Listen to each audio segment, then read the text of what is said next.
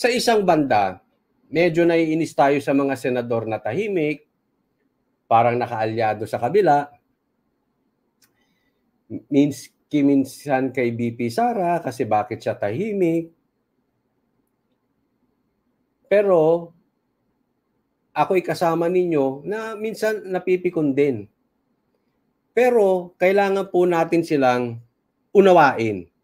Unawain natin kasi pag masyado kang natag sa Duterte, bubusalan ka na agad. Yan ang problema ngayon.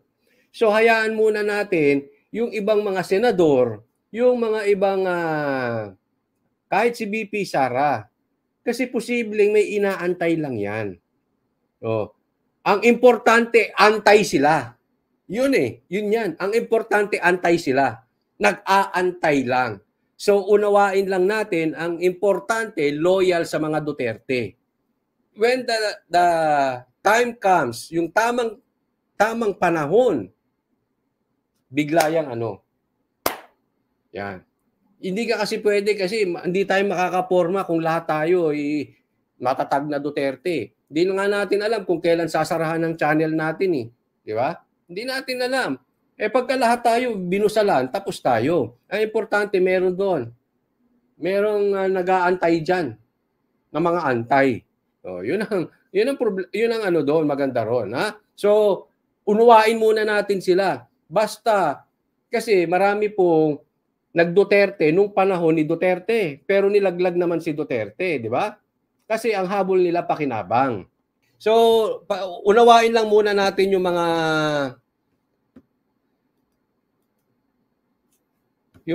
sa tingin natin ay tunay na Duterte. Ingat po tayo ha. Ito po kasi meron yung nagdudute-Dutertehan. Okay? Nung natapos ang pakinabang sa Duterte, iniwan si Duterte.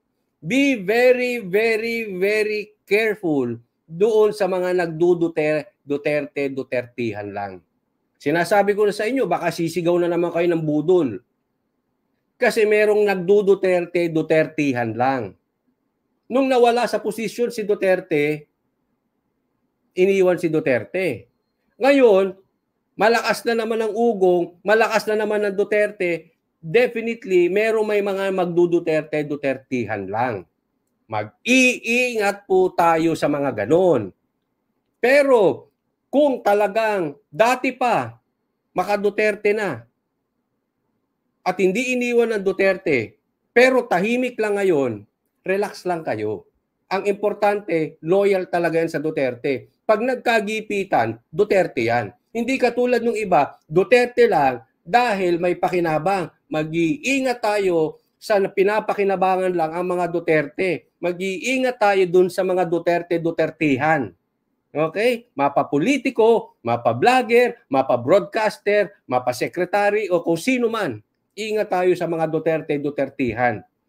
Okay? Yan lang inaano natin. May mga tahimik para hindi busalan. Lumalaro muna. Pero when push comes to shove, ibig sabihin, pag talagang nagkagipitan, lulutang Duterte yan. Bakit? Ito yung talagang totoo. Nananahimik, nagpapanggap, posible, nagpapanggap na nasa gitna. Minsan, di ba, yan ang inaiisip din natin sa mga ibang senador. Kahit kay BP Sara, parang nasa gitna. Unawain muna natin. Unawain natin. Kasi, para lalo tayong makaporma. Mas importante yung tahimik na tunay na Duterte kaysa yung napakaingay pero binakbakan ng Duterte at nagdudutertehan ngayon. Gets nyo? Ingat tayo. Ingat lang. Ako nagsasabi, ingat lang. Kasi nangyari na yung budol before, baka mangyari ulit. So, ingat lang. Okay? So, basta tayo, sama-sama tayo. At doon sa mga bagong Duterte, welcome po kayo. Sa mga bagong DDS, welcome po kayo. At yung mga nabudol at umamin, yes po, welcome po kayo. You are very, very welcome. Pinapakiusapan ko lang po kayo, unawain muna natin yung tahimik. Yung mga naglalaro na nasa gitna. Kaya ako pinapaliwanag, ang importante, matagal na silang alyado ng Duterte. May style po yan. Pag kumontra ka ngayon agad, tapos ka na. So hayaan muna natin silang maglaro. Naunawaan po? Sukyo, maraming salamat. Sabi niya, tama yan, coach, para di matag lahat at mabusalan, iparamdam sa eleksyon. Kasi po, kung lahat tayo matatag na Duterte, pag tayo lahat sinara, sinong iimik? Wala na. Naiintindihan niyo po? Wala na.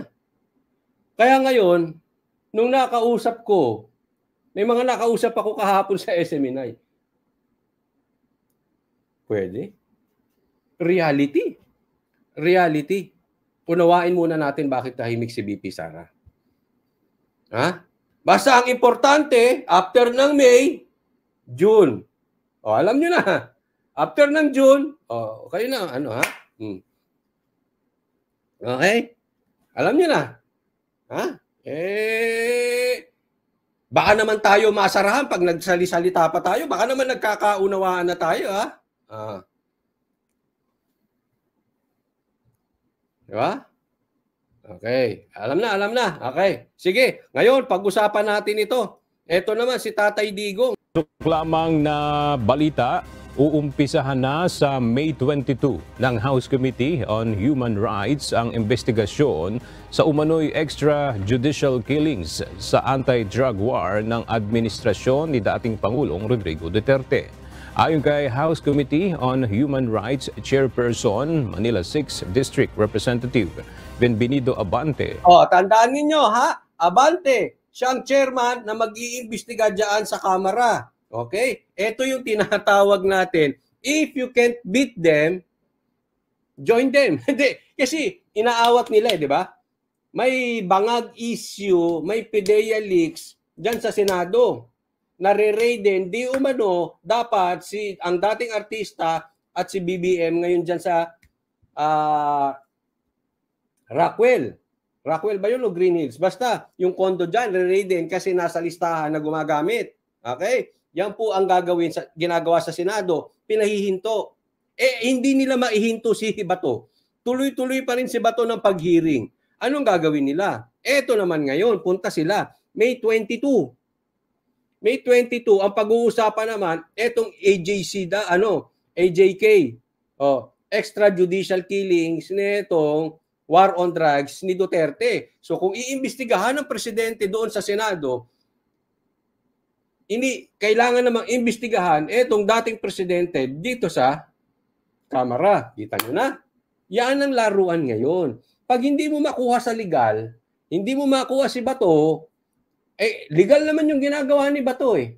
Paano nila pahihintuin? May karapatan naman si Bato mag-imbestiga ron, di ba? Ganyan ang gaanuhan nila. Ha? Ganyan ang laruan. Pag hindi nila makaya sa legal na pamaraan,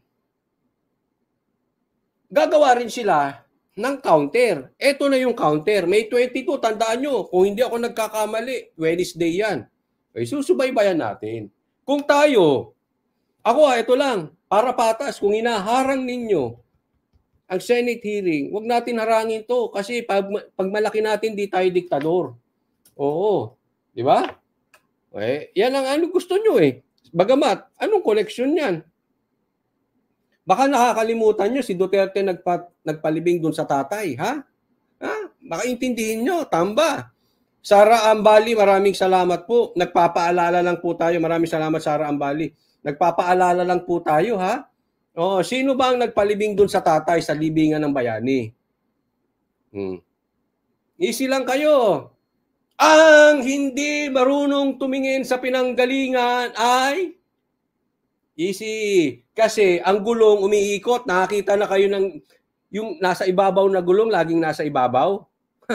Umiikot yan. Bigyan ko kayo example. Sino pinaka-powerful noong 1972? 1973, 1974.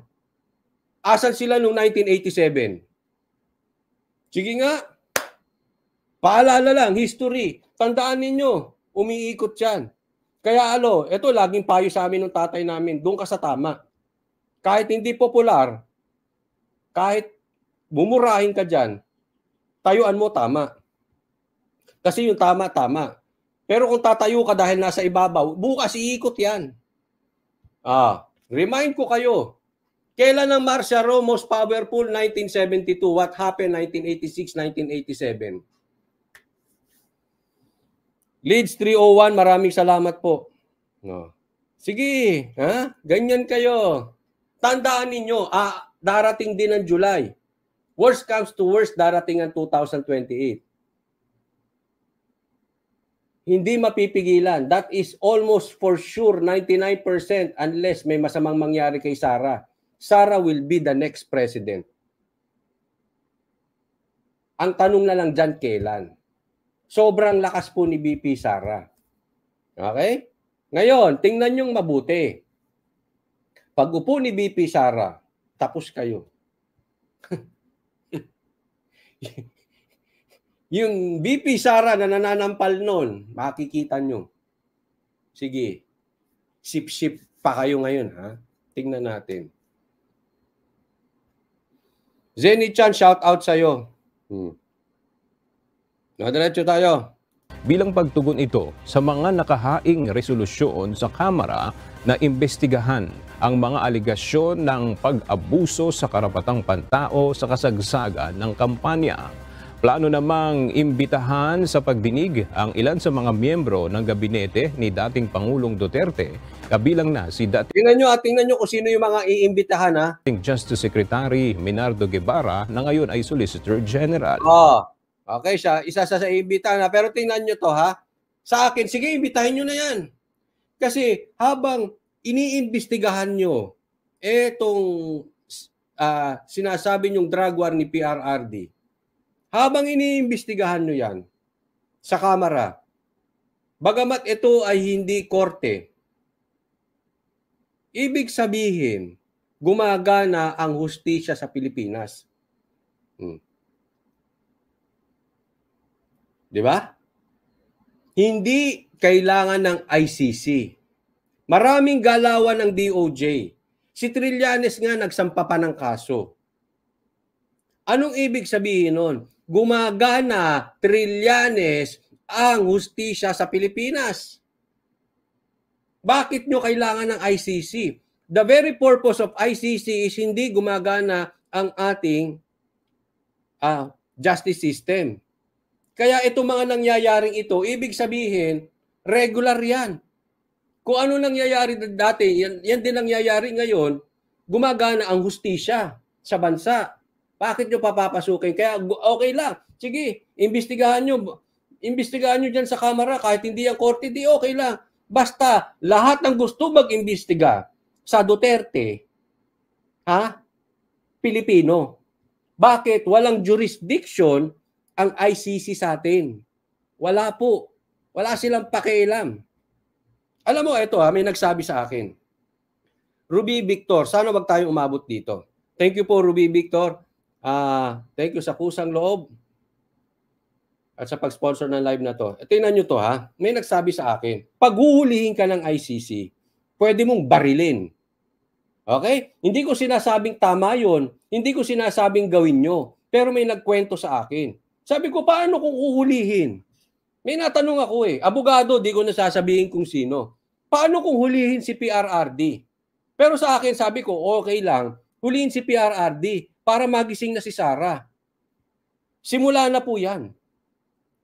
Kakanta na and now, the end is near. Ayun, ganon. Di ba? Pero ang sagot sa akin, hindi. Hindi yung pwedeng hulihin, pwedeng barilin yan. Bakit? Wala silang jurisdiction sa Pilipinas. Walang batas nun. Bakit manghuhuli yung mga yan? Pwede ba manghuli ang banyaga sa Pilipino? Pag binaril yan, wala silang laban. Ang kwento sa akin. Hindi ko sinasabing gawin ninyo, ha? Hindi ako nagpapayo. Naikwento lang sa akin. Paano kung ang pulis natin na manghuhuli?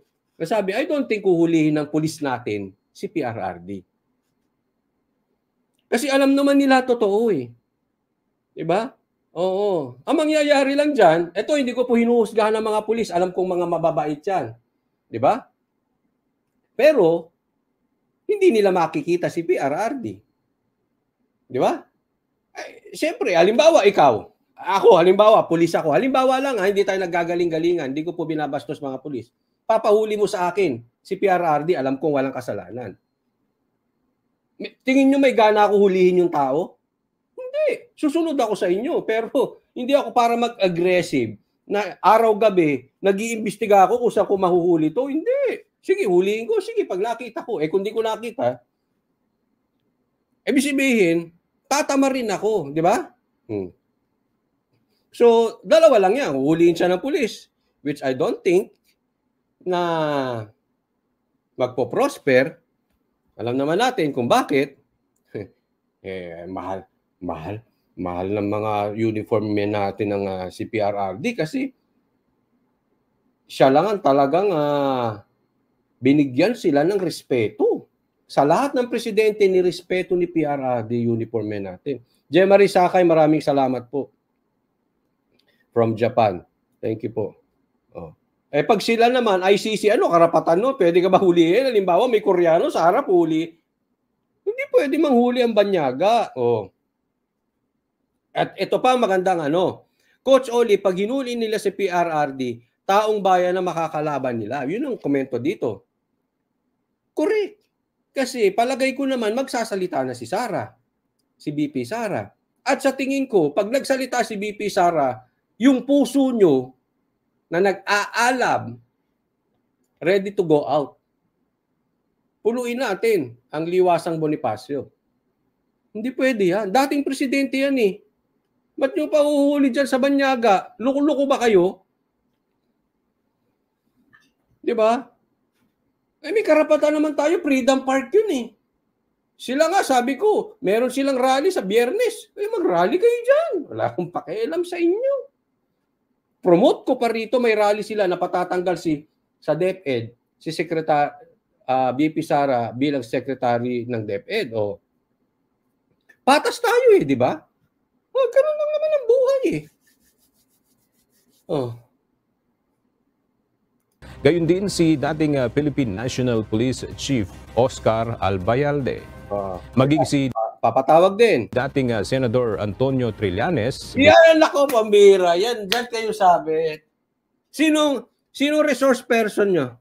Sinong witness nyo? Trillanes. Tapos na kayo, kamera, nagkamali kayo dyan.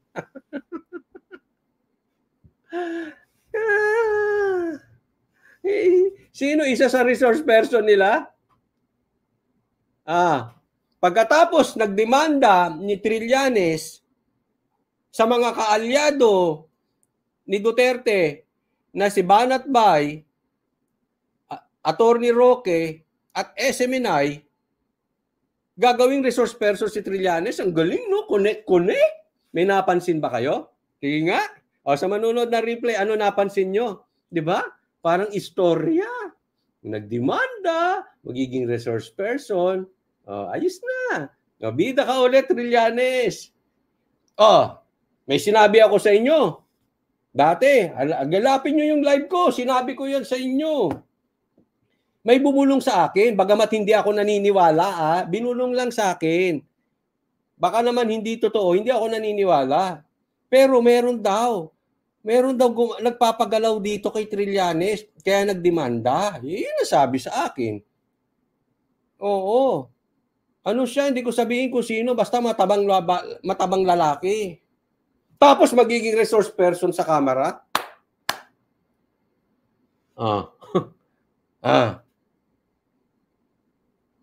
I told you so.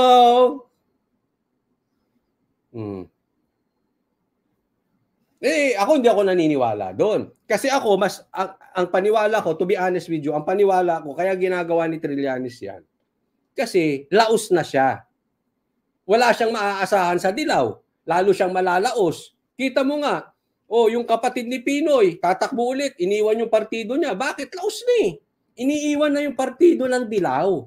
Ayaw na nilang ma-associate sa dilaw. Kita mo yung dating dilaw, nung tumakbong bilang presidente sa 2022 na si Lenny, nag-pink.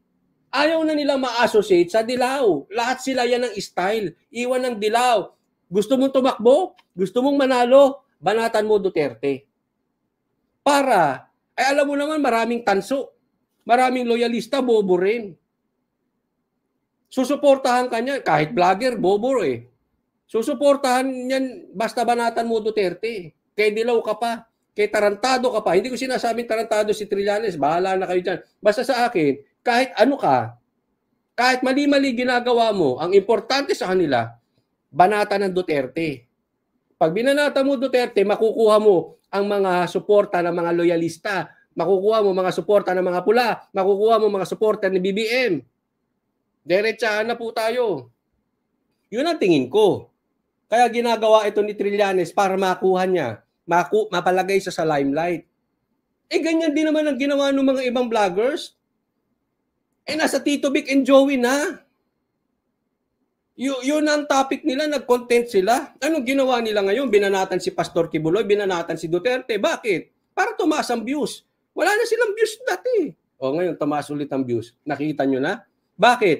Ito, balita ko lang, hindi ko rin alam. May troll farm yung mga yan. Banatan mo Duterte, papasukin ka ng troll farm. Lalakas ang views mo.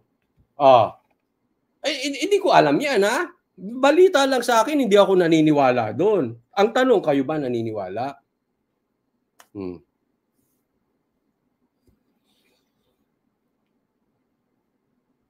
Di ba? Ganun na kasimple yun eh. Pagagalahin troll farm, sige, bakbakan mo Duterte. Pupuntahan ka ng troll farm, taas ang views mo ngayon. Anong gagawin mo? Kung ikaw ay Tito Vic and Joey vlogger, banatan mo Duterte, banatan mo si Pastor Kibuloy para taas ang views mo kasi laos na kayo. May nagtanong, Coach, paano ba tuloy kayo sa Banateros mamaya sa SMNI? Tuloy na tuloy po. Ang SMNI, hindi nyo basta maaawat.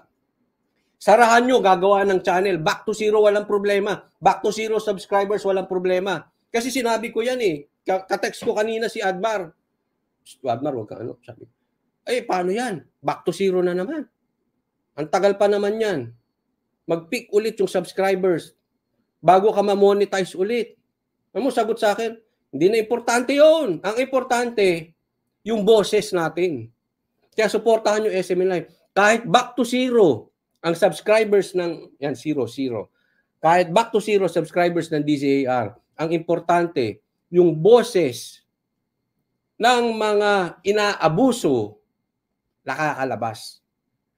Bahala na yung kung monetize, bahala na kung 0 subscribers, basta kahit konti pa ang manood dahil bagong gawa, walang problema. Kaya kami tingnan nyo, sino sinusuportahan ng SMNI?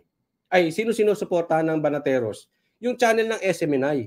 Doon namin pinapapunta yung aming mga viewers. Bakit? Kasi yung channel ng SMNI sa YouTube, bagong gawa.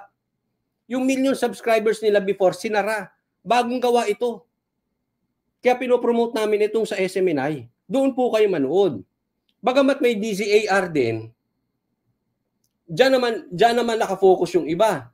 Ito SMNI, bagong gawa, suportahan natin. Kaya lang, balik tayo ngayon sa DZAR. Bakit?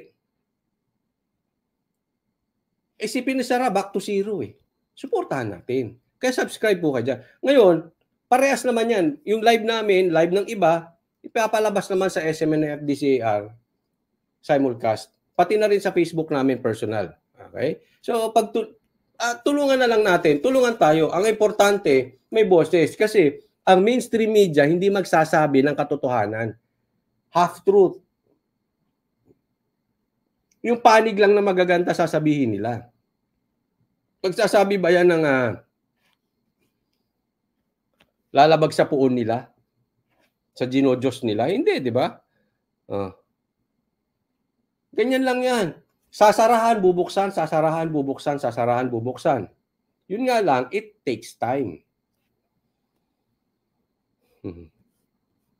Kita mo sila. Mag-views ka lang doon. Naku, dami nilang trolls. Ang daming trolls doon. Akyat ang views mo. Imposible hindi umakyat ang views mo. Alam na namin yan nung election pa lang. Pasensya na po mga umamin ditong nabudol. Pasensya na po sa inyo Pero ramdam namin yan before. Before, the convenient thing, kung gusto namin kumita, dumami ang subscribers namin, maging popular kami at hindi kami murahin. umanib lang kami sa Marcos at murahin namin murahin namin si Duterte. Kahit yung mga ibang vloggers nila na mahihina naman, biglang lumalakas. Meron kasi yan may support yan. Naiintindihan nyo? Pero hindi, nanindigan kami, murahin nyo na kami. Lahat ng bintang ginawa sa amin, hindi raw kami tunay na Duterte kasi hindi namin sinunod si Sara. Hindi raw kami DDS, dilawan daw kami. Ngayon, belat. So wala to sa pakinabang, importante. Kaya maraming vloggers doon Kung mahina utak mo, mahina pa channel mo, anong gagawin mo? Punta ka doon. Lalakas kasi papasukin ka ng trolls. Yung trolls na positibo, manunood yan sa'yo.